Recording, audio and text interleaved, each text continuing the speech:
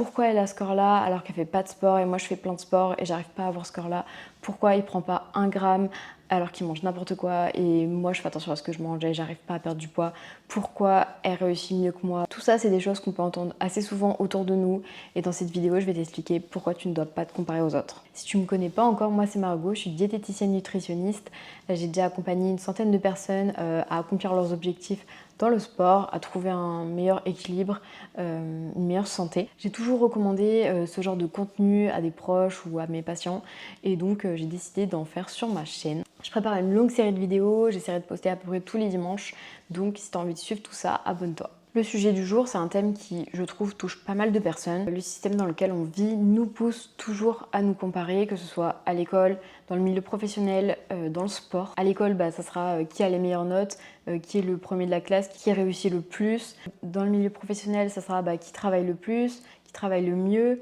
Pour les auto-entrepreneurs, ça sera qui réussit le plus, qui gagne le plus d'argent. Dans le sport, qui a le meilleur physique, qui réussit le plus, qui a les meilleures performances, que ce soit un sport loisir ou un sport à compétition, il y aura toujours des comparaisons. Alors oui, se comparer aux autres, ça peut être intéressant pour se situer, pour s'inspirer, mais ça peut aussi vite devenir toxique et mener à des pensées comme je suis nulle, j'y arrive pas, j'y arriverai jamais, je suis inférieure. Et ça peut donc nous faire nous sentir nuls, incapables et encore pire nous faire abandonner. J'avais vu une fois une vidéo d'une fille, je sais plus qui c'était exactement, c'était sur TikTok ou Insta. Là elle parlait surtout du côté un peu professionnel, business, c'est-à-dire quand tu vois des personnes sur les réseaux qui réussissent, qui font des voyages, qui ont des belles voitures, des belles montres, qui montrent des belles choses, des choses qui coûtent cher, qui montrent en fait leur réussite, entre guillemets, puisque la réussite ça se résume pas uniquement à l'argent, elle disait qu'en fait quand tu vois ça, tu peux décider de te désabonner, tu peux décider d'ignorer, tu peux décider de cliquer sur pas intéressé, de sorte à plus voir ce contenu-là. Parce que si ce contenu-là t'apporte des choses négatives, te fait te sentir mal, te fait te sentir nul, pourquoi regarder ça en fait? Parce que ça t'apporte des choses négatives. Tant que tu n'as pas encore travaillé sur toi et que tu n'arrives pas à voir ça d'un œil positif, ça sert à rien de te faire du mal en fait au final.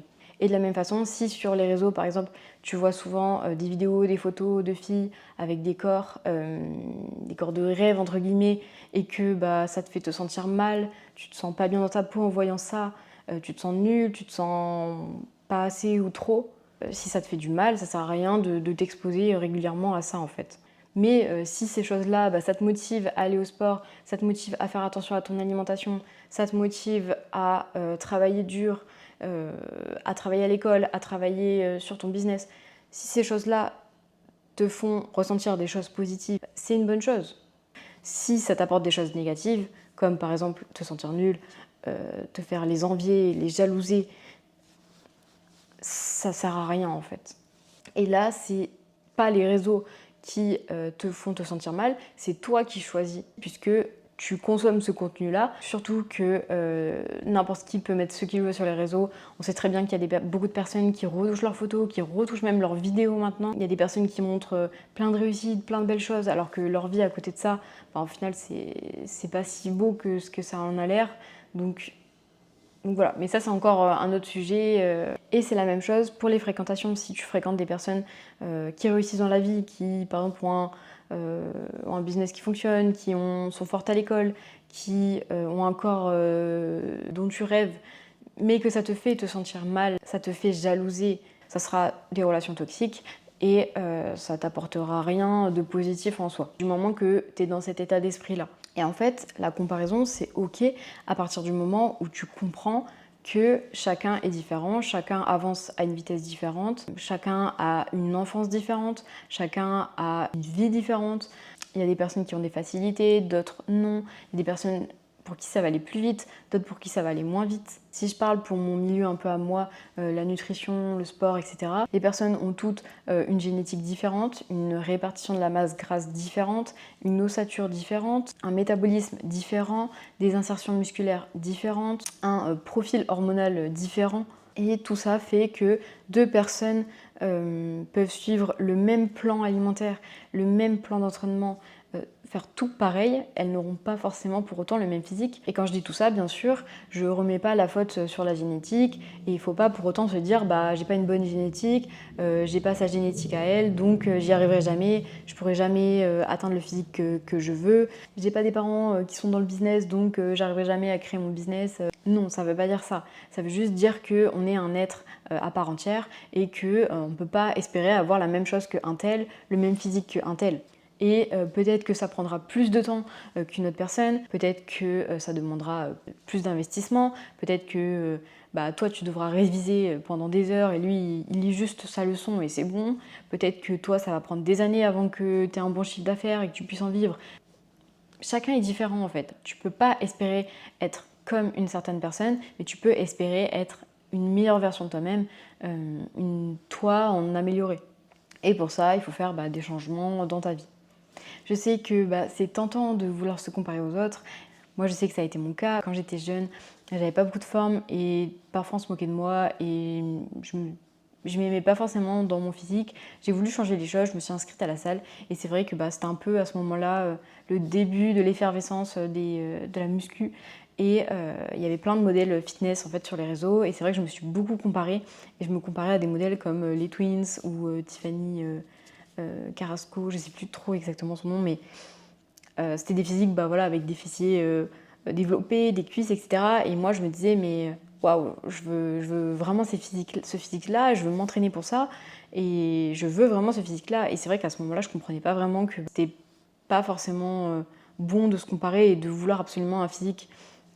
C'était pas ça qui devait te rythmer en fait à aller à la salle, puisqu'au final il se passe quoi en fait? Il se passe que tu fais plusieurs mois et t'arrives pas à avoir ce physique-là parce que la personne a une morphologie différente de toi et au final tu te dis quoi? En fait j'y arrive pas, ça sert à rien et t'arrêtes.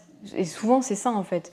Souvent c'est ça, c'est des personnes, elles se comparent à des personnes trop différentes et au final elles n'arrivent pas à leur objectif, mais parce que elles n'ont pas la même morphologie, ça fait pas des années qu'elles s'entraînent. Surtout quand on voit aussi toutes les polémiques qu'il y a eu avec les filles qui vendaient des programmes sportifs pour les fessiers alors qu'au final elles avaient des BBL, etc.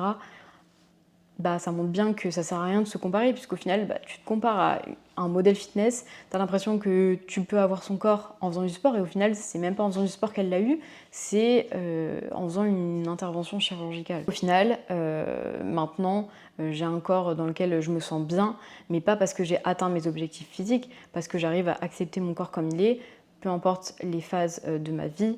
Je suis consciente qu'il y a des mouvements, peu importe les phases de mon cycle, même si des fois c'est plus compliqué bien sûr.